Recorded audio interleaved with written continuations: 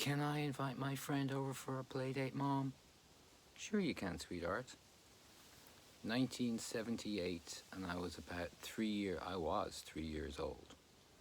And I had just started the very first year of kindergarten school, and it was called babies class here.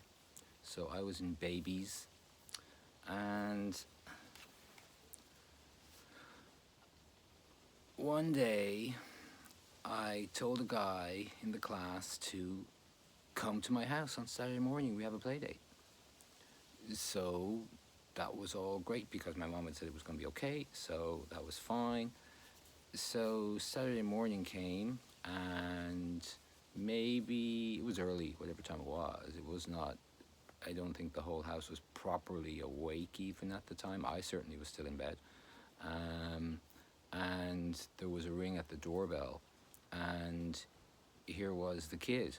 His mom had dropped him off. He went home, told his mom, "Hey, Mike's invited me for a play date at his house on Saturday morning. Can I go?" And she said, "Sure you can, sweetheart." So the only gap here was that I never told my mom that he was coming. So that was a complete surprise to my mother, to find this kid on the doorstep for a play date. I remember that we played at the kitchen sink. We filled up the kitchen sink with water, and I don't think it went very much further than that in terms of, we had a big, those big kind of wine colored bars of some kind of soap that they may have used also to wash cattle with. The ones I mean. Yeah, so we had those too. But 78 babies class, there were a couple of guys I remember from babies class still to this day. They are good guys, and they are also brothers, twin brothers, and one of them has made his life in New York, or correct me, it could be New Jersey, but I'm pretty sure you're New York State. City, you may even correct me on. And the other brother is for a long time, he's been living in Maui, in Hawaii. Close to that place where they had, wasn't it, the wildfires a time back? Lahina. And yeah, so they were in my class, and I still talk to those guys sometimes. One day in baby's class, everybody was told to stand up at the front of the class, 20-25 kids maybe, and to lean forward because the teacher was going to go around and touch our trousers because somebody had made a wee-wee in the middle of the floor. So it was quickly identified as being one of these guys I just mentioned, who laughed outrageously and uproariously about it, as did I, as I think did most people.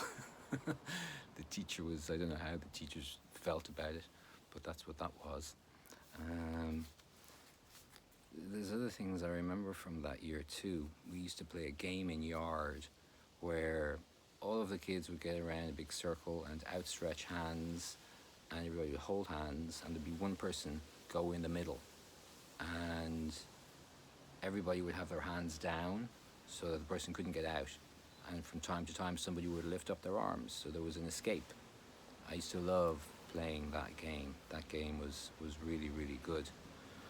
It was a birthday party I went to that year, and the kid was younger than me, so I was maybe 4, so the kid was maybe 3, and I still remember that birthday party, sitting at the table in their kitchen, and Mom had made a birthday cake that looked like a train, and she had like Mikado biscuits. Those were the biscuits used for such recipes, as wheels on the train, and there were chocolate fingers and buttons and things decorating it. It was the most fantastical thing I ever saw.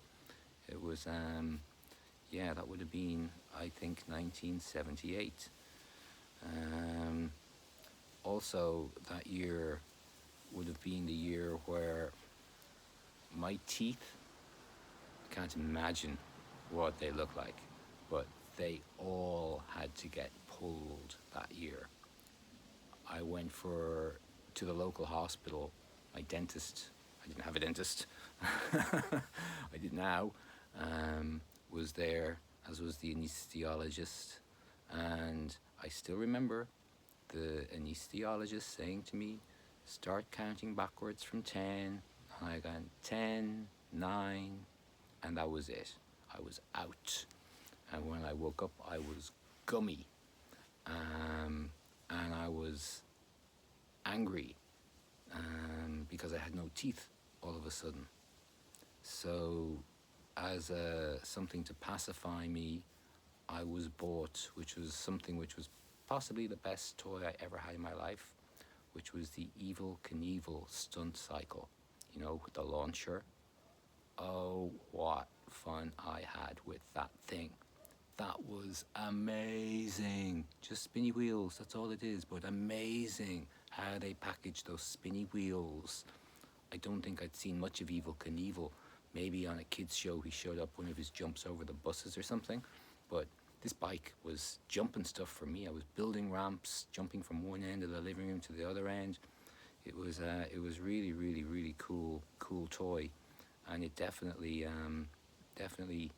satisfied me and distracted me from the fact that I had no teeth in my mouth. That was about the same time where we owned a lake house. My dad had just bought a house by the lake, which was not far, 10 minutes drive from my hometown, 20 minutes maybe. And it was beautiful little wooden house. I met a guy not so long ago and he told me that he recently stayed in an exact same model of that house in another part of the country. So this was obviously a house that was being constructed in various places. It was a plan that was being done. And the house, its location was just supreme because it was literally on the lake, and it's not something you can do these days, I think, is to build a property actually on a lakeside. I think there are regulations preventing that kind of thing happening. But this was the garden. You walk down the garden and next thing you're walking into the lake. We had a little berth there, a harbour, I guess I called it.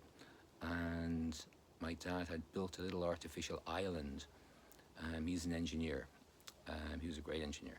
And he built a little concrete, I guess it was concrete, type island at the entry to our little harbour. And it was so cool that we had a rowboat, and we didn't have an engine on it. We never had an engine, we just had oars. It's a very calm, very little lake area that we'd be going around, if ever, anyway.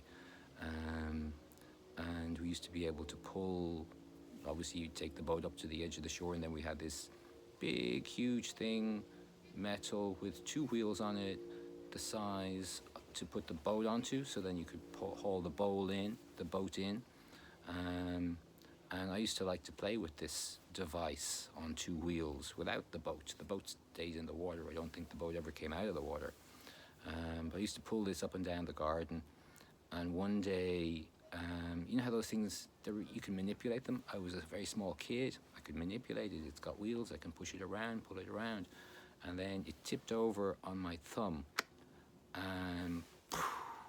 Really hard, I guess, right? My thumbnail went. I didn't cry much, if at all, about it. I was kind of shocked. It was a bit like it was not that kind of pain. There was no blood. And the nail went black. I had to wear a hood over my thumb, I remember, for quite a while that year. And eventually the nail fell off and a new nail grew back. I don't even know which hand it was. It was on my left hand, it was on my right hand, but I do remember that. And I remember Evel Knievel. We also, at the lake house, I got a toy from my brother, which was this little, red and white plastic rocket that you took apart into two pieces. And in one piece you filled with water, and there was nothing in the other piece. And there was a pump. You would pump this rocket, and it would shoot up. We used it a few times, and I think we lost it because this was right like in the middle of a forest by the lake. So a little bit off course, and it's gone. Yeah, the lake house. We caught a fish. Yeah, we went fishing one time, and we caught a fish. Nobody in my house, my mom especially, had any idea what to do with a fresh fish. So I had a funeral for it in my back garden. I expect the bones are still there in the back garden in that house I lived in close to the lake. In Tipperary it was. We had to sell the lake house. Dad had to sell the lake house because then when you think about it, he bought a lake house. This was no poor guy here. And I didn't realize, but he was stellar in his career from way back early. He began as being stellar in his career. And so he had this lake house, but then he got a job, a really good job, to go to another part of the country. So we had to go live there. But in those days, there was no real rental market going on. This was the 70s, it was probably 79. And so he had to buy a house there. So he had to sell the lake house to buy this house in this place, which once he finished that job, he sold again because we didn't need a house anymore. So it was just kind of crazy. I'm going to go see what Bo's looking for out there. Think he wants something? I hear him. He's saying, what's he saying? I don't know. We're going to find out now. Thanks for watching.